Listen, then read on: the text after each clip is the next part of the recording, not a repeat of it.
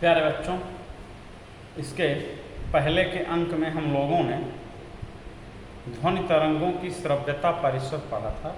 जिसके आधार पर हमें 3 प्रकार के ध्वनियों को जाना था।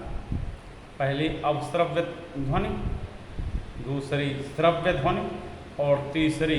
पराश्रव्य ध्वनि। और इनका परिसर जो है यानी रेंज जो है वो इनकी आवृत्ति के अनुसार निर्धारित किया गया था। अवश्रव्य तरंगें उन्हें कहते थे जिनकी आवृत्ति जो है 20 हर्ट्ज से कम होती है, और श्रव्य तरंगें यानी सुनने योग्य, सुनी जा सकने वाली तरंगें जो होती थी उन्हें हम श्रव्य तरंगें कहते हैं, और इनकी रेंज जो होती है वो 20 हर्ट्ज से लेकर के 20,000 हर्ट्ज तक होती है। और पराश्रव्य तरंगें जो होती हैं वह 20,000 हर्ट्ज से अधिक आवृत्ति वाली तरंगें होती हैं। तो आज हम लोग पराश्रव्य तरंगों के उपयोग और उनके कुछ कैरेक्टर के विषय में पढ़ेंगे।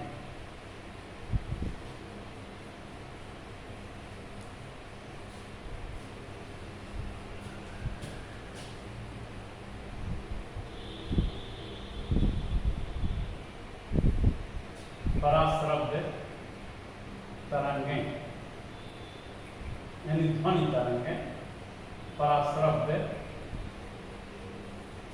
ध्वनि तरंगें ऐसी तरंगें जिनकी आवृत्ति 20,000 हर्ट्ज से अधिक होती है उन्हें हम पराश्रव्य तरंगें कहते हैं।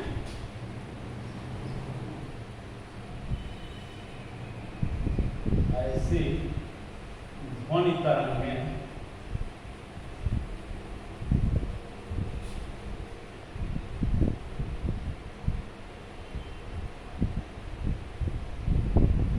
जिनकी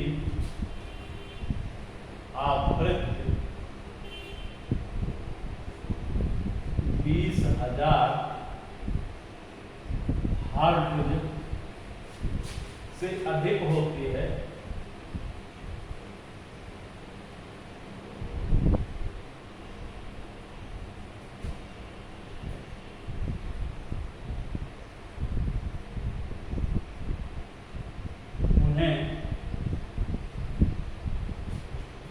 पराश्रव्य तरंगें कहते हैं।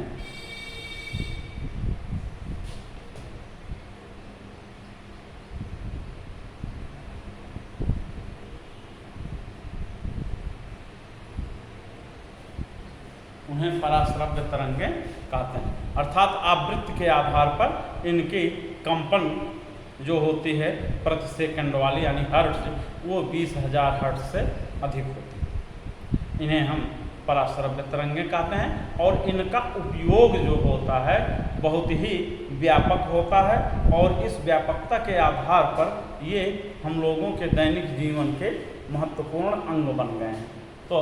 इनके उपयोग में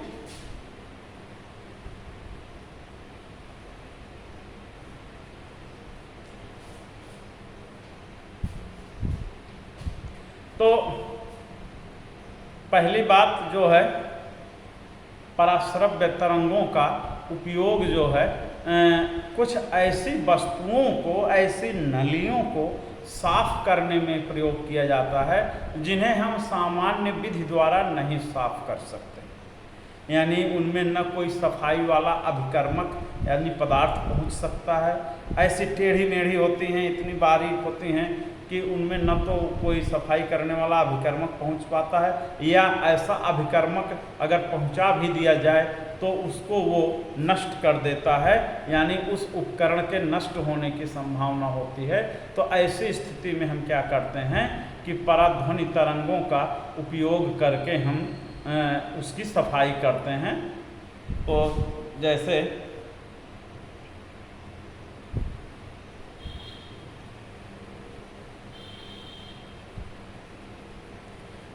कुछ इलेक्ट्रॉनिक पुर्जे होते हैं, जैसे कंप्यूटर के कीबोर्ड हुए, उनकी सफाई, या ऐसी वलयाकार, वृत्ताकार, गोलाकार ऐसी नलियां होती हैं कि जिन्हें हम साफ नहीं कर सकते हैं, तो उसके लिए हम उनका प्रयोग करते हैं। तो जब पराध्वनि तरंगों को उनके बीच में भेजा जाता है तो पराध्वनि तरंगें अपनी आवृत्ति से उसमें जमी हुई गंदगी की आवृत्ति से अनुनाद स्थापित करके यानी मैचिंग करके ये उसके तल को ढीला कर देती हैं, छुटा देती हैं और इस प्रकार वह गंदगी जो है उस बहुत ही कठिन स्थान से आराम से निकल जाती है और वो तल या वो वस्तु जो है एकदम से पूरा स्वच्छ हो जाती है। तो पहला इसमें होता है कुछ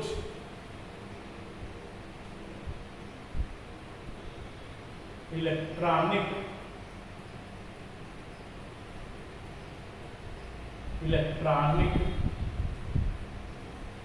उपकरणों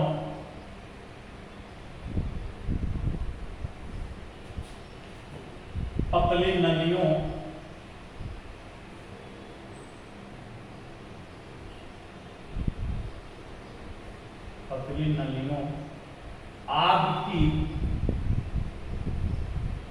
आदि की सफाई करने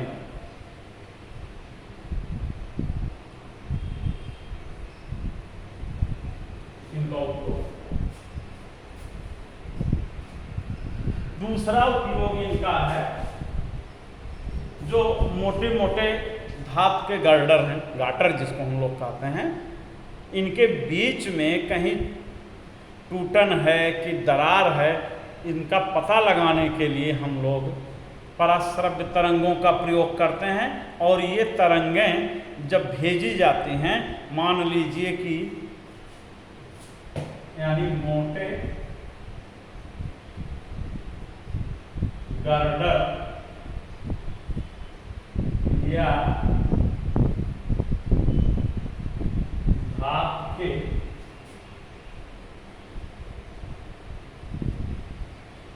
टुकड़े के अंदर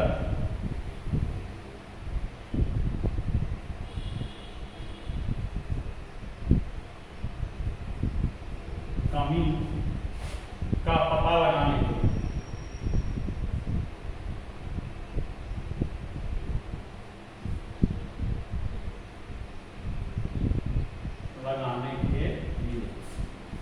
इनका प्रयोग किया जाता है।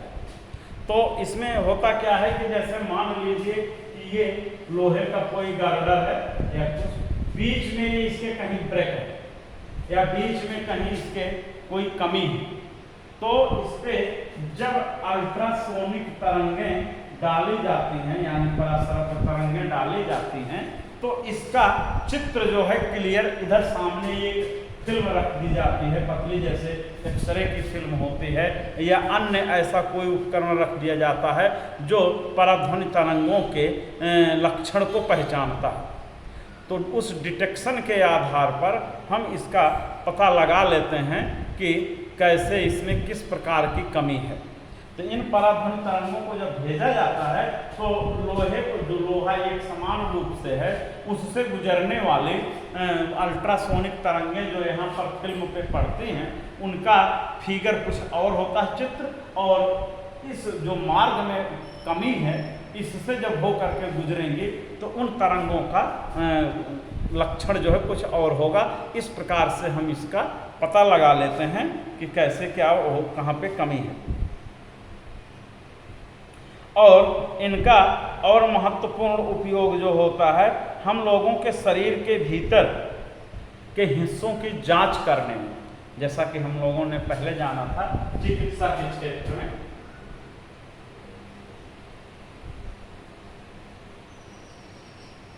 चिकित्सा के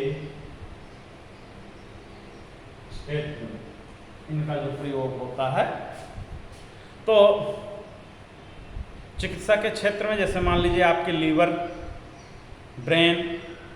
हार्ट या आंतों के आमाशय का इन सब का अंदरूनी भागों का अगर कोई व्यतिक्रम है यानी इसमें कोई कमी है तो उसका पता लगाने के लिए इन पराध्वनि तरंगों का उपयोग किया जाता है। जैसा कि हमारे स्वस्थ अंग का एक अलग कैरेक्टर होता है, उसका एक अलग फिगर होता है, और वही अंग अगर प्रभावित हो जाता है किसी बीमारी से तो जब उस पर अल्ट्रासाउंड यानी पराध्वनि तरंगें डाली जाती हैं तो जब वह उस पार गुजरती हैं तो उस फोटोग्राफिक फिल्म पर उसका एक चित्र बनता है जिसको देख करके चिकित्सक बताता है कि आपके इस अंग में कमी। और उसके बाद में हड्डियों में जो कमी आ जाती है, कहीं किसी की एक्सीडेंट बस कहीं कोई हड्डी टूट गई है या इतना बारीक क्रैक हो गया है, इतना बारीक दरार पड़ गई है कि सामान्य पकड़ में नहीं आती है, तो अल्ट्रासाउंड द्वारा यानी पराध्वनि तरंगों द्वारा उसका पता लगा लिया जाता है। तो इस प्रकार से ये जो हैं पराध्वनि तरंगों के उपयोग हैं और इनका डिटेल में अध्ययन हम लोगों को आगे की कक्षाओं में पढ़ाया जाएगा, जहाँ पे हम लोग इसका अध्ययन करेंगे। फिलहाल हम लोग अपने इस अंक को यहीं पर समाप्त करते हैं और इसमें अब आगे जो है हम लोग कल के अंक में एक महत्वपूर्ण टॉपिक इसमें पढ़ेंगे जिसको हम लोग सोनार कहते हैं, साउंड नेविगेशन एंड रेंजिंग करके। ये एक युक्ति होती है, मशीन होती है जो किस प्रकार कार्य करती है और उसका उपयोग क्या है, इसके विषय में हम लोग पढ़ेंगे।